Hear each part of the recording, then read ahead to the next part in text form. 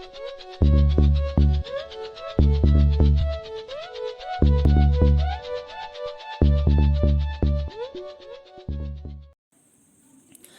हिंद दोस्तों, मैं कुमार रणविजय आप सभी का इस how to invite training class में बहुत बहुत स्वागत करता हूं। ये सेशन आपको अच्छे तरीके से लेनी है, समझनी है और सीखनी है, क्योंकि ये वो क्लास है जिसे आपको प्रैक्टिकल करना होता है। जिसकी जितनी अच्छी और ज़्यादा इन्विटेशन होगी, उसके उतने ज़्यादा गेस्ट बिजनेस प्रेजेंटेशन को देखेंगे और उतना ही बड़ा टीम उसका होगा। किसी भी व्यक्ति को बिजनेस प्रेजेंटेशन में इन्वाइट करने से पहले हमें हमारे ऊपर कुछ चीजों पर काम करना होता है। वे कौन सी चीजें हैं, आइए उसको हम समझते हैं। फेथ, पहली चीज है आपका विश्वास।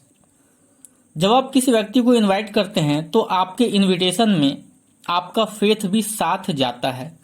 अगर आपको अपने काम में पूरा फेथ है, पूरा विश्वास है, तो सामने वाला आसानी से आपके विश्वास को महसूस कर लेगा। और अगर आधा अधूरा विश्वास है तो वो भी आपके इनविटेशन में दिखेगा। इसको एक कहानी के माध्यम से समझते हैं। एक बार नारद जी एक पर्वत से गुजर रहे थे। अचानक उन्होंने देखा एक वट वृक्ष के नीचे एक सन्यासी तपस्या कर रहे हैं। नारद जी के दिव्य प्रभाव से वो जग गए। नारद जी को प्रणाम करके पूछा, हे नारद जी, मुझे प्रभु के दर्शन कब होंगे? बार बार आग्रह करने पर नारद जी ने उन्हें बताया, इस पेड़ पर जितने पत्ते हैं अभी और उतने वर्ष लगेंगे।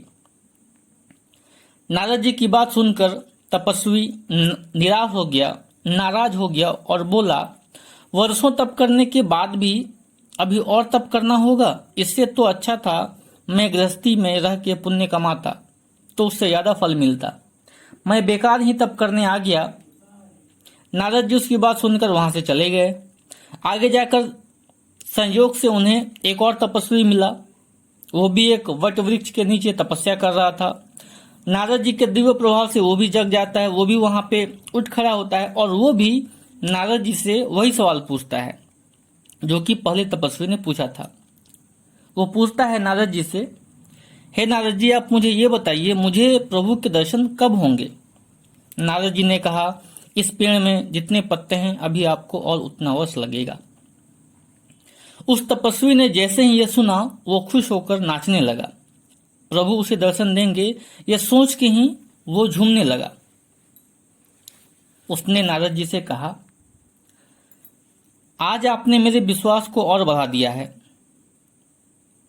नारद जी वहां से चले गए और नारद जी मन ही मन सोच रहे थे, दोनों तपस्वियों में कितना अंतर है, दोनों सन्यासियों में कितना अंतर है।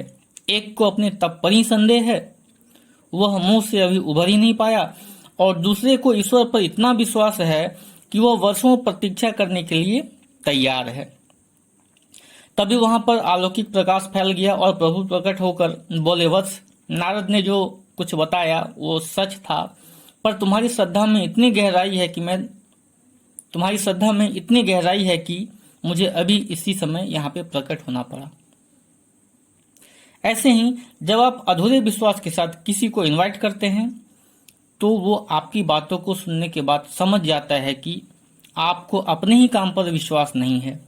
जैसे पहले तपस्वी को तप तो कर रहा था लेकिन उसे अपने तप पर विश्वास ही नहीं था। आपको पूरे विश्वास के साथ इनवाइट करना चाहिए, और विश्वास के लिए आपके अंदर जो भी डाउट है सबसे पहले आपको उसको क्लियर करना चाहिए। उसको आप कैसे क्लियर करेंगे? तो उसके लिए ट्रेनिंग क्लास है, मीटिंग्स है, फंक्शंस है, आप उसको अटेंड कीजिए। जब तक आपको अपनी कंपनी पर 100% फेथ ना हो जाए तब तक आप किसी को भी ना इनवाइट करें प्रेजेंटेशन के लिए। जब आपका विश्वास 100% हो जाए, जब आपको अपनी कंपनी पर 100% फेथ हो जाए, तब जाकर आप किसी भी व्यक्ति को प्रेजेंटेशन के लिए इनवाइट कीजिए।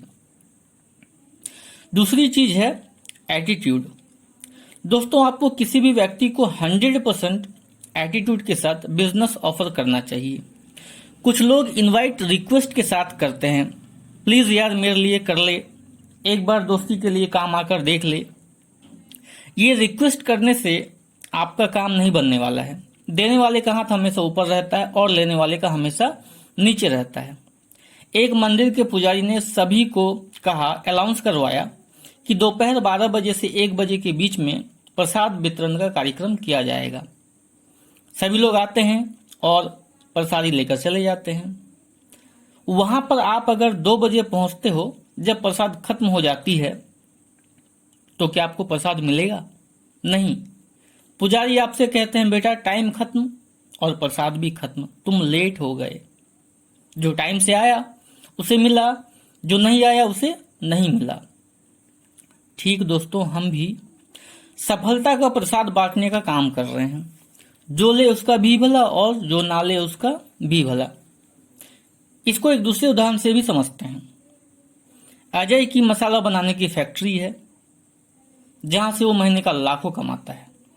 विजय जो अजय का दोस्त है, कहीं नौकरी करता है, वो एक दिन अजय के पास आता है और कहता है, अजय यार मेरे लड़के ने MBA कर लिया है, उसे कहीं काम पर लगा दे। अजय कहता है ठीक है, 2 लाख रुपये का इंतजाम करके आओ, तुम्हारे बेटे का मसाले का काम शुरू करवाता हूं। क्या लगता है, विजय पैसे का इंतजाम करेगा या नहीं करेगा? विजय पैसे का इंतजाम करके अजय के पास जाता है।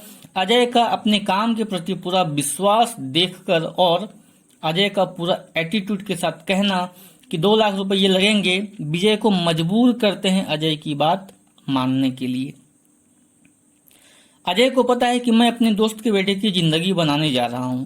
आपको भी पता रहना चाहिए कि आप सामने वाले को ऐसा मौका दे रहे हैं जहां वो अपने सारे सपनों को पूरा कर सकता है, अपनी जिंदगी बदल सकता है। तो दोस्तों, आपका भी एटीट्यूड हाई रहना चाहिए हमेशा। अगली जो इंपॉर्टेंट चीज है वो है ड्रेस कोड। दोस्तों, आज के समय में ज्यादातर लोग फोन में इनवाइट करते हैं, लेकिन आप किसी को फेस टू फेस इनवाइट करें अगर, या मिलकर इनवाइट कर रहे हैं, तो आपको आपके ड्रेस कोड में रहना अनिवार्य है। आपके बदलाव को लोग बहुत जल्दी नोटिस करते हैं। दोस्तों, हमारी कंपनी का ड्रेस कोड क्या है? आइए बालों से स्टार्ट करते हैं। आपके बाल बहुत छोटे या बहुत लंबे नहीं होने चाहिए। जब आप अपना हेयर स्टाइल चेंज करते हैं तो लोग आपको नोटिस करते हैं। आपको शर्ट पहननी है जिसमें आप टाई लगा सकें। टाई प्लेन शर्ट में लगती है। फॉर्मल पैंट, बेल्ट और जूते, ये आपके ड्रेस कोड का हिस्सा है। ड्रेस का अपना ही प्रभाव होता है। हर फील्ड के लोगों का ड्रेस कोड होता है। एक पुलिस वाले को हम उसके ड्रेस से ही पहचानते हैं। एक घर में मान के चलिए 10 लोग हैं, उन्होंने कुछ क्राइम किया है। 10 लोगों के बीच वहां पर 2 पुलिस वाले आते हैं और उनको कहते हैं कि पुलिस स्टेशन चलना है, और लोग चुपचाप वहां से उनके साथ चले जाते हैं। अगर वे पुलिस वाले जींस में आए और कहें कि पुलिस स्टेशन चलना है, तो क्या होगा? क्या कोई जाएगा? उल्टा सब लोग मिलकर उन्हीं की पिटाई कर देंगे। हर फील्ड के लोगों का अपना ड्रेस कोड होता है। डॉक्टर, वकील, आर्मी वाले, सभी का अपना ड्रेस कोड रहता है, सभी का अपना ड्रेस रहता है। आपने कभी किसी नेता को जींस में भाषण देते देखा है? चाहे 25 वर्ष का हो या 60 साल का नेता हो, उनका जो ड्रेस है कुर्ता पैजामा, तो वे वही पहनते हैं। एक पुजारी भगवा वस्त्र में रहता है तो उसे देखकर ही हम समझ जाते हैं कि यह मंदिर का पुजारी है। कुछ लोगों को कहते सुना है मैंने कि जब हमारा प्रमोशन हो जाएगा तब हम ड्रेस कोड में रहेंगे, अभी हम ऐसे ही रहेंगे। जब किसी बच्चे को स्कूल में एडमिशन कराते हैं तो हम क्या ऐसा कहते हैं कि 1-2 साल के बाद हम बच्चे को ड्रेस देंगे? पहले बच्चे को ड्रेस पहनाते हैं तभी बच्चा स्कूल जा पाता है। आप भी जब इस इंडस्ट्री में आते हैं तो आपको भी पहले दिन से ही ड्रेस कोड में रहना चाहिए। जब आप ड्रेस कोड में रहते हैं तो लोगों को समझ में आता है कि आप कहीं काम में लग गए हैं, तो लोगों के अंदर जिज्ञासा पैदा होती है और उनको आपकी तरफ से एक साइलेंट इनविटेशन जाता है। जब आप प्रोफेशनल ड्रेस कोड में रहते हैं तो कुछ बुरी आदतें भी आपकी छूट जाती है। जैसे आप टाई लगाकर सिगरेट तो नहीं पिएंगे या गुटखा तो नहीं खाएंगे, क्योंकि आपको खुद बुरा लगेगा कि मैंने टाई पहना है और मैं सिगरेट पी रहा हूं, मैं गुटखा खा रहा हूं। इसीलिए ड्रेस कोड होना अनिवार्य है। आपके बदलाव को देखकर लोग अट्रैक्ट होते हैं और इनवाइटिंग में आपको मदद मिलती है, हेल्प होती है। आपने लोगों की लिस्ट बनाई है और उनको आपने 4 भागों में डिवाइड किया है। पहला हॉट लिस्ट, दूसरा वार्म लिस्ट, तीसरा कोल्ड लिस्ट और चौथा स्ट्रेंजर लिस्ट। आपको हमेशा इनवाइटिंग का काम अपने हॉट लिस्ट से करना चाहिए। आइए समझते हैं हम हॉट लिस्ट से किस तरीके से अपने लोगों को इनवाइट करेंगे। Invitation of hot list. आपके हॉट लिस्ट में कौन आते हैं? आपके भाई, आपके मामा, आपकी जीजा, आपके मौसी का लड़का, यानी कि आपके रिश्तेदार। हॉट लिस्ट में वे होते हैं जिसे आप कोई प्रॉब्लम होने पर सबसे पहले कॉल करते हैं और वे बिना कुछ सोचे, बिना कुछ पूछे आपके लिए हमेशा खड़े रहते हैं। आपका कोई क्लोज फ्रेंड भी आपका हॉट लिस्ट में हो सकता है।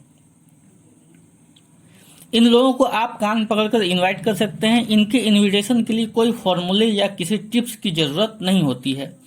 हॉट लिस्ट में काम करने के बहुत सारे फायदे भी हैं।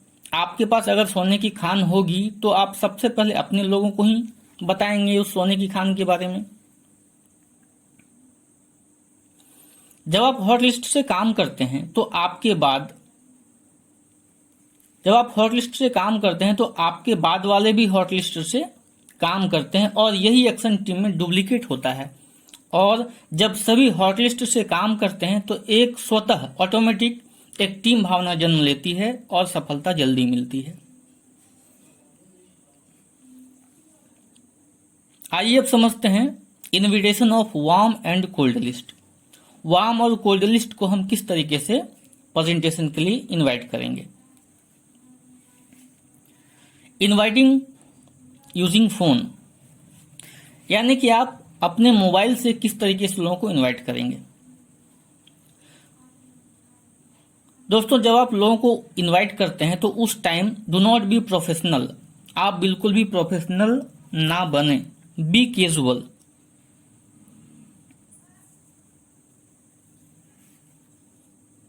जब लोग नेटवर्क मार्केटिंग में आते हैं तो प्रोफेशनल होने लगते हैं, जो अच्छी बात है। लेकिन जब लोग नेटवर्क मार्केटिंग में किसी को अप्रोच करते हैं, यानी कि जब आप किसी को इनवाइट करते हैं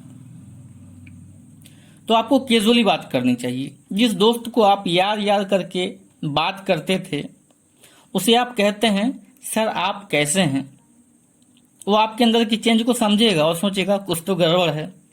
फिर आप कहेंगे उनसे क्या अभी सही समय है आपसे बात करने का। वो सोच में पड़ जाएगा, ये क्या हो गया इसे, आज कैसी बातें कर रहा है, कुछ तो भैया गड़बड़ है। इसीलिए जब भी आप किसी से बात करें तो पहले जैसे आप बात करते थे वैसे ही आप बात करें, नॉर्मल तरीके से आप बात करें। अगली चीज है, जब भी आप किसी से फोन पे बात करें तो फोकस ऑन इनविटेशन। आपको इनविटेशन में फोकस रखना है। आपका मकसद क्या है? अपने गेस्ट को प्रेजेंटेशन तक लाना। आपको इनविटेशन में फोकस रखना है।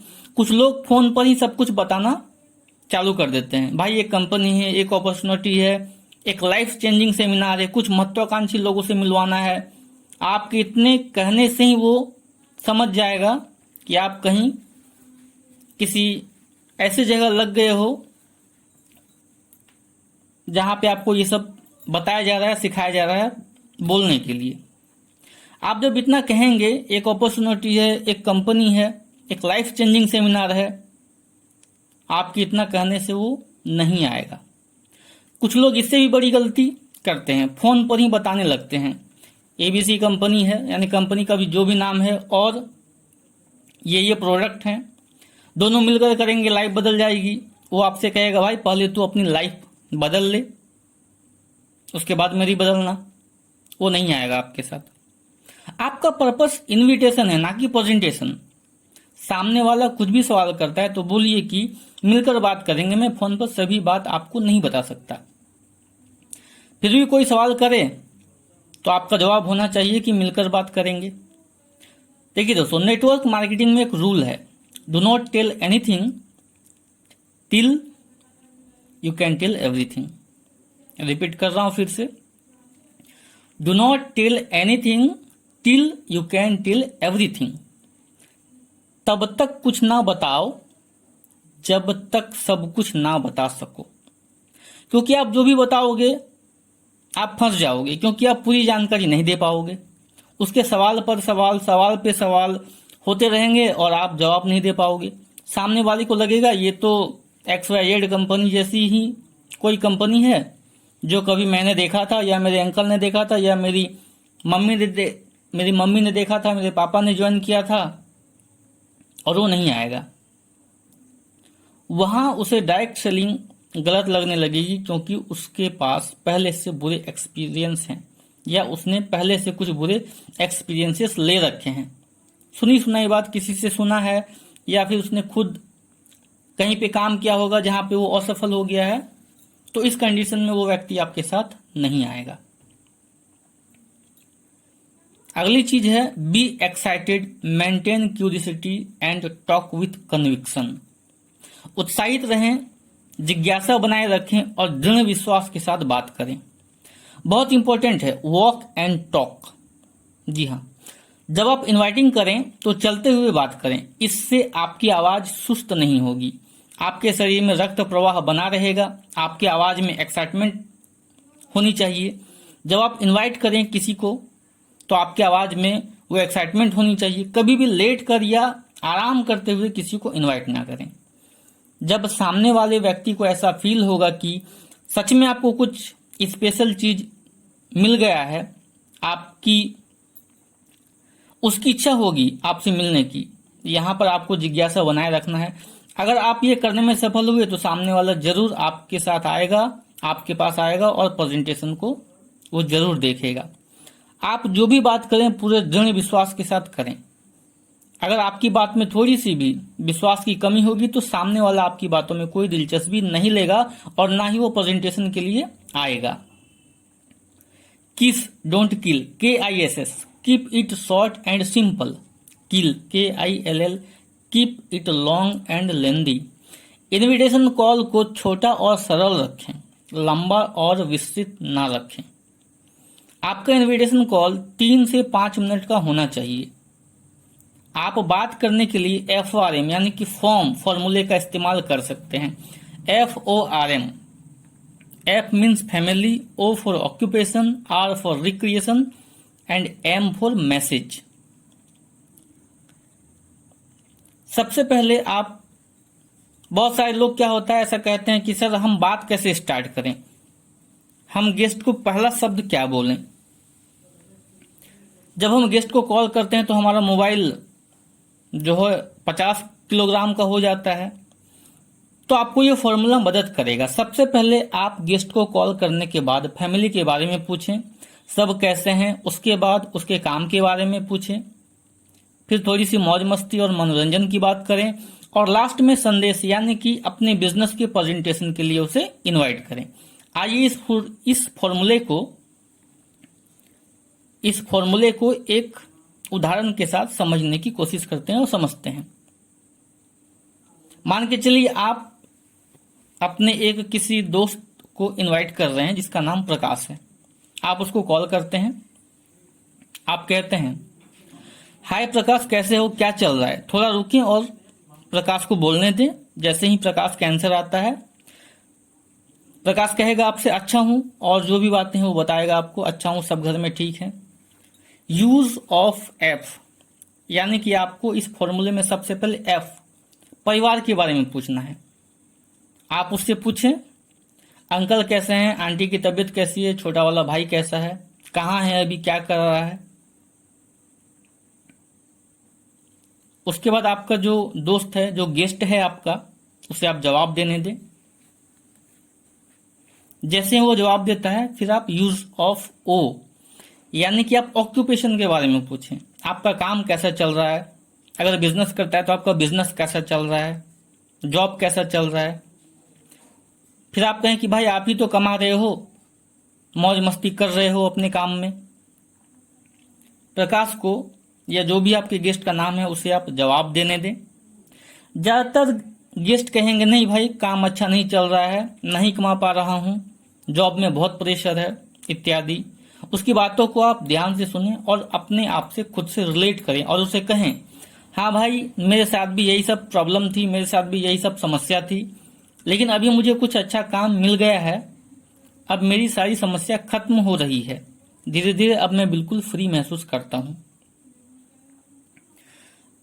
अब गेस्ट से जरूर पूछें अब गेस्ट आपसे पूछेगा,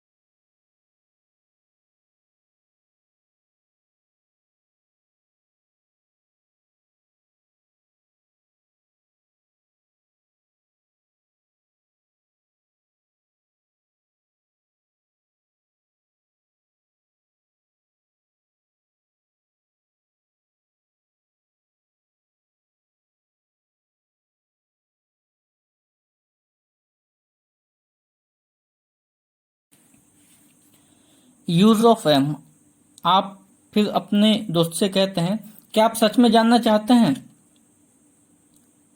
फिर आपको प्रेजेंटेशन के लिए उसे इनवाइट करना है। जैसे आप अपने दोस्त को फोन पे कहते हैं कि मैं आपको फोन पे तो सारी जानकारी नहीं दे पाऊंगा, आपको मेरे ऑफिस आना पड़ेगा जब मैं फ्री रहूंगा। आज तो मैं काफी व्यस्त हूं, आज मुझे बहुत सारा काम है। आप एक काम कीजिए, आप मुझे शाम में कॉल करो। अपने दोस्त को आप कहें कि वो आपको शाम में कॉल करेगा, और फिर उसके बाद जब आपको वो कॉल करे फिर आप उसे इनवाइट करेंगे।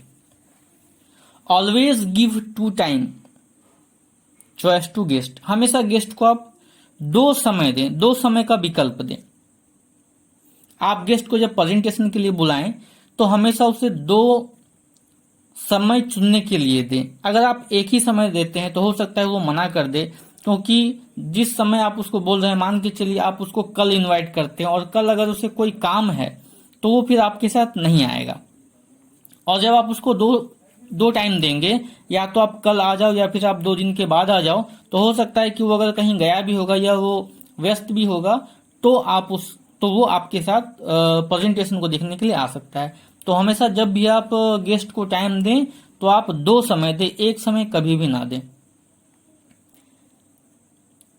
अगली चीज ये है कि आप गेस्ट को, जिस दिन गेस्ट प्रेजेंटेशन को देखने के लिए आने वाला है, आप उस गेस्ट को जिस दिन वो प्रेजेंटेशन को देखने के लिए आएगा उससे 24 घंटा पहले आपको उसे कॉल करना चाहिए। उसे कहना चाहिए कि वो सारे कागजात के बारे में आप उसे बताएं कि वो सारे डॉक्यूमेंट अपने साथ रख ले, अपनी आइडेंटिटी कार्ड रख ले। उसे याद दिलाएं कि वो समय से पहुंच जाए, और जब भी आप गेस्ट को इनवाइट करें तो प्रेजेंटेशन से 1 घंटे पहले ही आप उसे ऑफिस में बुला लें, जिससे कि वो थोड़ा कंफर्ट हो जाए। Maintain your posture. आपको हमेशा ये याद रखनी है कि जब आप गेस्ट को 24 घंटे पहले कॉल करते हैं तो गेस्ट कभी ये फील ना करे कि आपको उसकी जरूरत है। अपनी स्थिति को हमेशा बनाए रखें। आप याद रखें कि आप उसको एक ऐसा मौका दे रहे हैं जहां वो अपनी जिंदगी को बदल सकता है। आपका एटीट्यूड हमेशा हाई रहना चाहिए। कभी भी गेस्ट को आप रिक्वेस्ट की भाषा का इस्तेमाल ना करें। कभी गेस्ट को ये ना लगे कि आप उससे रिक्वेस्ट कर रहे हैं कि वो आए। इसलिए आप हमेशा अपने पोस्टर को मेंटेन करके रखिए, जिससे कि सामने वाले को इस बात का एहसास हो कि आप उसे कुछ देने जा रहे हैं। अगली चीज है टेक कन्फर्मेशन। जिस दिन गेस्ट प्रेजेंटेशन के लिए पहुंचने वाला है उस दिन आप उसे कॉल करते हैं, सुबह में कॉल कीजिए और कॉल करके आप पूछिए कि वो कितने समय तक पहुंचने वाला है। याद रखें, पूरे एटीट्यूड के साथ बात करें। You should not lose your posture. आपको पूरे एटीट्यूड के साथ बात करना है, और आपको उसको कभी भी इस बात का एहसास नहीं होना चाहिए कि वो अगर यहाँ पे काम करने के लिए आएगा तो उससे आपको किसी भी तरह का कोई फायदा होने वाला है। इसीलिए आपको पूरे एटीट्यूड में बात करना है। आपको अपने उसके अंदर की जो जिज्ञासा है, उसके अंदर की जिज्ञासा उसके अंदर बनी रहे। आपको इस तरीके से उससे बात करनी है। अब मैं बात करता हूं invitation of stranger list. Stranger कौन होते हैं दोस्तों? हमारे स्ट्रेंजर लिस्ट में वे लोग होते हैं जिन्हें हम पहले से नहीं जानते। ये लोग वो होते हैं जो हमें सफर के दौरान ट्रेन में, किसी पार्टी में, गार्डन में, मॉल में, फेसबुक, व्हाट्सएप, सोशल मीडिया इत्यादि जगहों में मिलते हैं। दोस्तों, किसी भी स्ट्रेंजर को अगर हम प्रेजेंटेशन के लिए इनवाइट करेंगे तो संभव है वो हमारे साथ नहीं आए। आपको उसे अपने वार्म या कोल्ड मार्केट में कन्वर्ट करना पड़ेगा। इसके लिए आपको उससे रिलेशन बनाना पड़ेगा। आप उनसे ज़्यादा से ज़्यादा मिलिए, उनके मम्मी पापा से मजबूत रिलेशन बनाइए, उनके घर एक दो बार आइए। इससे वो आपके कोल्ड या वार्म लिस्ट में कन्वर्ट हो जाएगा। फिर आप उसे आसानी से इनवाइट कर सकते हैं। और कौन सा फॉर्मूला वहां पे काम करेगा, जो कि मैंने अभी आपको पहले बताया कि किस तरीके से आप अपने वार्म मार्केट को और कोल्ड मार्केट को इनवाइट करते हैं। जस्ट वही चीज आपकी स्ट्रेंजर वाले लिस्ट में जो लोग हैं, यहां पर वही फॉर्मूला काम करेगा, क्योंकि अब वो आपका स्ट्रेंजर नहीं रहा है, अब वो आपका वार्म लिस्ट में या फिर कोल्ड लिस्ट में कन्वर्ट हो गया है। दोस्तों, आपका काम है गेस्ट को प्रेजेंटेशन तक लेकर आना। कुछ लोग पहले से ही जज करने लगते हैं, ये करेगा वो नहीं करेगा, उसके पास तो पैसे हैं, वो बहुत ज़्यादा पैसे वाला है, वो तो आएगा ही नहीं, उसके पास तो टाइम ही नहीं है, उसकी तो किराने की दुकान है, वो तो जॉब करता है, वो तो बिजी है। आप ऐसी गलतियां ना करें। इस दुनिया में हर कोई कामयाब होना चाहता है, हर कोई पैसा कमाना चाहता है, बस ऑफर करने का तरीका अच्छा होना चाहिए। अगर आपका ऑफर करने का तरीका अच्छा है, अगर आपका ऑफर करने का तरीका बेस्ट है, तो इस दुनिया में मुझे नहीं लगता कि कोई भी ऐसा व्यक्ति है जो पैसा कमाना नहीं चाहता। दुनिया में हर व्यक्ति पैसा कमाना चाहता है, बस आपके ऑफर में कितना दम है। अगर आपके ऑफर में अच्छे तरीके से आप उसको ऑफर कर रहे हैं, अगर आपके ऑफर में दम है, तो वो व्यक्ति कम से कम काम को करे या ना करे, लेकिन प्रेजेंटेशन को देखने के लिए तो वो जरूर आएगा। देखिए, ज्वाइनिंग करना या ना करना ये तो एक अलग बात है, लेकिन ये एक कला है। किसी को इनवाइट करना, किसी को प्रेजेंटेशन के लिए लेकर आना, ये एक कला है और इसको आपको सीखनी पड़ती है। इसको आपको धीरे धीरे करके डेवलप करना पड़ता है। आप इस बात का हमेशा याद रखें, दो तीन चीजों का आप हमेशा याद रखें। जब भी आप किसी को इनवाइट करें तो आपके अंदर वो रिक्वेस्ट की भावना नहीं आनी चाहिए। आपको हमेशा इस बात को याद रखना है कि आप उसे एक मौका देने के लिए जा रहे हैं। दुनिया में कोई भी व्यक्ति किसी के कामयाब होने की गारंटी नहीं ले सकता, लेकिन हम क्या कर सकते हैं, हम किसी भी व्यक्ति को एक मौका दे सकते हैं जिससे कि वो यहाँ पर आकर काम को देखे, समझे, और अगर उसके अंदर मोटिवेशन है, अगर उसके अंदर लाइफ में कुछ करने की तमन्ना है, इच्छा है, तो वो उसके लिए एक बहुत ही बेहतरीन प्लेटफॉर्म है। दुनिया में कोई भी व्यक्ति किसी को भी इस तरीके से कोई बेहतर प्लेटफॉर्म नहीं देता कि कोई भी व्यक्ति आए और काम करके कामयाब हो जाए। लेकिन आपको इस बात को सोचना चाहिए, आप जहां पर उसे लेकर आ रहे हैं वहां से वो क्या नहीं कर सकता। वो अपने सारे सपनों को पूरा कर सकता है, अपनी जिंदगी को बदल सकता है, बड़ी गाड़ी, बड़ा सा घर, विदेश यात्रा, सब कुछ वो जो भी यहाँ से चाहे वो पा सकता है। तो हमेशा आप जब भी किसी को अप्रोच करें तो आपके अंदर देने की भावना होनी चाहिए, लेने की भावना नहीं होनी चाहिए कि हमें उनसे कुछ मिलेगा। आप उसको दे रहे हैं तो देने वाले का हाथ हमेशा ऊपर रहता है, लेने वाले का हमेशा नीचे रहता है। तो इस बात को हमेशा आप याद रखें। उम्मीद करता हूं कि अब आपके जो भी सवाल होंगे प्रोस्पेक्टिंग को लेके, या हम किसी को कैसे इनवाइट करें, क्या बोलकर बुलाना है, इस तरीके के जो भी आपके सवाल होंगे वो सारे के सारे जवाब आपको मिल गए होंगे। अगर इसके अलावा भी आपको इनविटेशन से लेके किसी भी तरह की कोई दिक्कत या परेशानी होती है तो आपके जो सीनियर अपलाइन हैं आप उनसे मिलिए। मैं उम्मीद करता हूं कि आपके जो भी बचे हुए भी अगर कोई सवाल होंगे तो आपके सारे के सारे सवाल को आपको उनका आंसर मिलेगा। बेस्ट ऑफ लक आप सभी लोगों से। मैं उम्मीद करता हूं कि आप सभी लोग जहां पर भी हैं, जब भी आप इस हाउ टू इनवाइट क्लास को सुन रहे हैं, आप इनसे हमेशा जितनी बार सुनेंगे कुछ ना कुछ आपको सीखने को मिलेगा। अच्छी तरीके से सीखिए। Best of luck. जय हिंद, जय भारत, जय स्टील वो।